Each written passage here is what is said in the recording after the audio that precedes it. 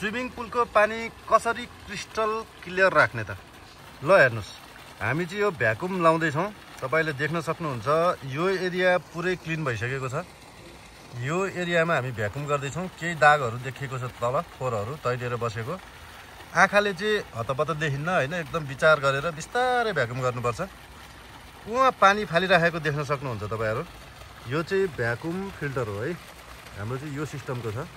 यसले चाहिँ एकदम इमिडिएट फिल्टर गर्छ र यो यही पानी झरेको दाहिनेपट्टि देख्न सक्नुहुन्छ, यो चाहिँ अटोमेटिक फिल्टर हो।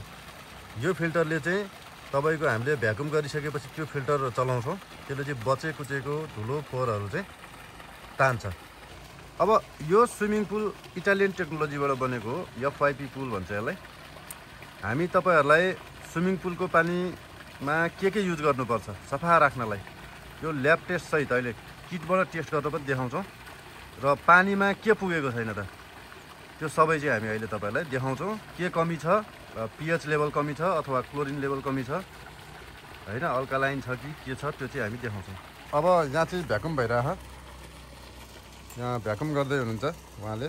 हामी डेली भ्याकुम गर्छौँ र हाम्रो सोच के हो भन्दाखेरि गोठालो फार्ममा आउने ग्राहकहरूले स्विमिङ खेल्दाखेरि चाहिँ एकदम सफा पानीमा, पिउन योग्य पानीमा चाहिँ स्विमिङ खेलेको अनुभूति दिनको लागि चाहिँ हामी यो गरिरहेको छौँ। यो चाहिँ हाम्रो स्विमिङ पुल तपाईहरु देख्न सक्नुहुन्छ। यो ठुलो स्विमिङ पुल एडल्टको लागि हो, जुनको उचाइ भने 4.5 फिट गइरहेछ। र यो भन्दा माथिको स्विमिङ पुल बच्चाहरूको लागि हो, जुन चाहिँ 2 फिटदेखि 3 फिटसम्म छ। यो पछाडि देखिएको झरना भयो। र हाम्रो स्विमिङ पुलको डिजाइन तपाईहरु देख्न सक्नुहुन्छ। यस्तो ओभल टाइपको र अलि फरक डिजाइनले बनाएका छौँ। 4.5 फिट गइरहे ताकि केही रिस्क नहोस् यहाँ आउने ग्राहकहरूलाई। यो चाहिँ हाम्रो पुल साइडको एरिया एकदम ग्रिनरी छ हैन। र ठुलो स्पेसको बिचमा चाहिँ स्विमिङ पुल राखेका छौँ हामीले। र यहाँ चाहिँ तपाईहरुले देख्न सक्नुहुन्छ यो ढुङ्गा राखेका छौँ।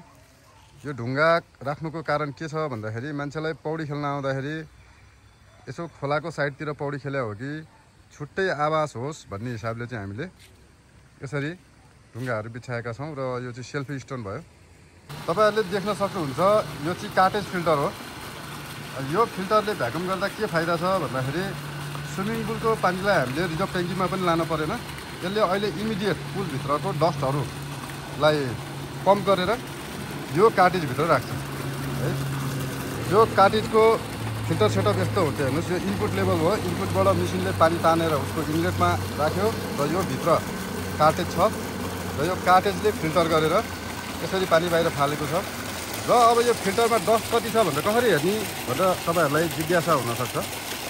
यो चाहिँ यो लेभलमा छ हेर्नुहोस्। अहिले डस्टको लेभल छैन, तपाईहरु देख्न सक्नुहुन्छ। अब तपाईहरुले यो प्रेसर मिटरले के देखाउँछ भन्दाखेरि यहाँ हेर्न सक्नुहुन्छ। फिल्टर निलो लेभल भनेको एकदम ठिक छ, फिल्टर क्लियर छ। र माथि त्यो 200 लेखेको ठाउँमा क्लिन भनेको छ। यो लेभल पुगिसकेपछि चाहिँ तपाईहरुको फिल्टरमा चाहिँ फोहोरहरू आएर डस्टहरू आएर बसेको छ भन्ने बुझ्नुपर्छ। र यो पानीको सतह पनि घट्दै जान्छ। 200 लेभलभन्दा माथि 150 200 भएपछि हामीले यो फिल्टरलाई निकालेर सफा गर्नुपर्छ र पुनः प्रयोग गर्नुपर्छ। यो हाम्रो फिल्टर भइसकेको एरिया हो। तपाईहरु देख्न सक्नुहुन्छ पानी एकदमै neat and clean crystal clear पानी छ। ल हेर्नुहोस्, हामीले लगभग 70% भ्याकुम गरिसक्यौँ। अब 30% चाहिँ भ्याकुम बाँकी छ। यो पनि हामी अब 15-20 मिनटमा कम्प्लिट गर्दछौँ। तपाईहरुले अब यताबाट हेर्नुहोस्। स्विमिङ पुल हाम्रो 1500 स्क्वायर फिट हो हैन, ठुलै साइजको छ। धेरैजना एकैचोटि पौडी खेल्न सक्नुहुन्छ। र यो पछाडिको सिनहरू तपाईले हेर्नुभयो भने ल हेर्नुहोस् त, स्विमिङ पुलको ब्याकग्राउन्ड सिनहरू एकदमै राम्रो हैन, हरियाली प्राकृतिक वातावरण तपाईले देख्न सक्नुहुन्छ।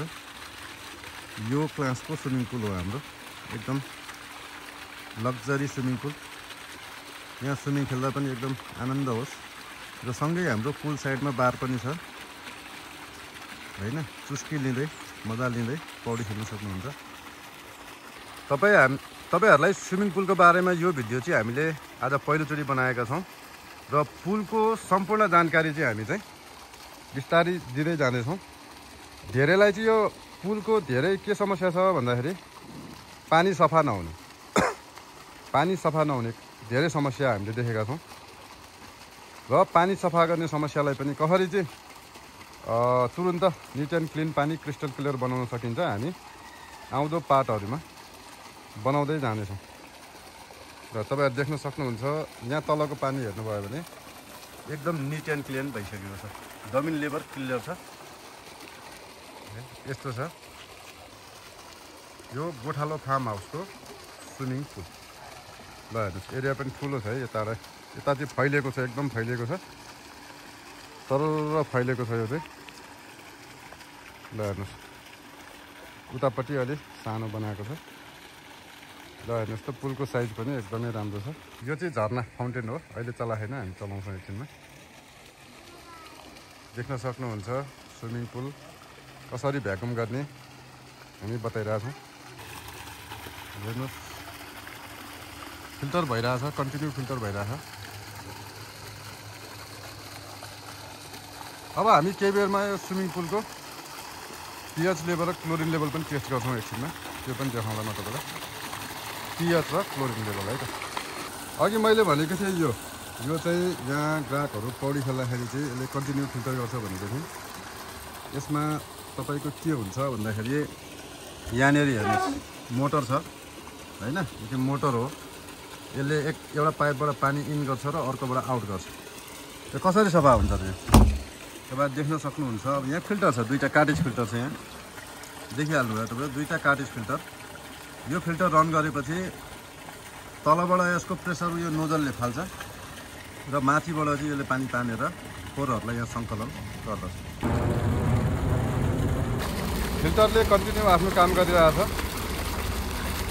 अघि नै भनेको थिएँ यो पाइपबाट इन यहाँबाट आउट अझ पनि प्रेसर मिटर तलै छ खासै फोहोर भरिएको छैन भनेको मतलब पुलमा धेरै फोहोर छैन रहेछ भन्ने बुझ्नु पऱ्यो हामीले एकदम क्लिन रहेछ छैन यो गर्दा पनि हिजो नै हामीले फिल्टर गरेर यसलाई चाहिँ क्लिन गरेर राखेको थियौँ हिजो बेलुका पनि फिल्टर गरेको हामीले पछाडि देख्नु भएको चाहिँ तपाईँको गोकर्ण जङ्गल हो गोकर्ण जङ्गलको छेउमै गोठालो फार्म हाउस अनि गोठालो फार्म हाउसको पुल नेचुरल सिन छुट्टै भाइब्स गोठालो फार्म हाउसमा पाउनुहुनेछ ल तपाईँहरूले हेर्दै हुनुहुन्छ कन्टिन्यू फिल्टर होइन गरिरहेका छौँ अब म एकचोटि यो फिल्टरको कार्टेज चेक गरेर हेर्छु भित्र कति डस्ट छ त म तपाईँहरूलाई देखाउँदैछु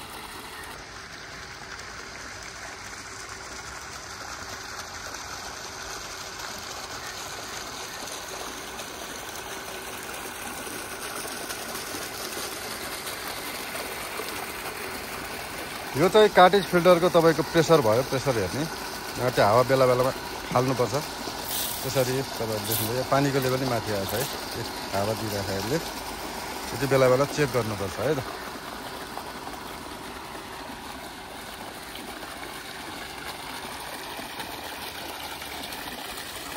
पुल सम्बन्धी अरू भिडियोहरू यो हामीले पहिलो बनायौँ अब अरू भिडियोहरू हामी बनाएर तपाईँहरूको जानकारीहरू सम्पूर्ण समाधान गरिदिनेछौँ कृपया हामीलाई केही तपाईँहरूको गुनासो सुझाव जानकारी चाहिएमा हाम्रो कमेन्ट बक्समा चाहिँ कमेन्ट गर्नुहोला भन्दै आजलाई बिदा मागे धन्यवाद।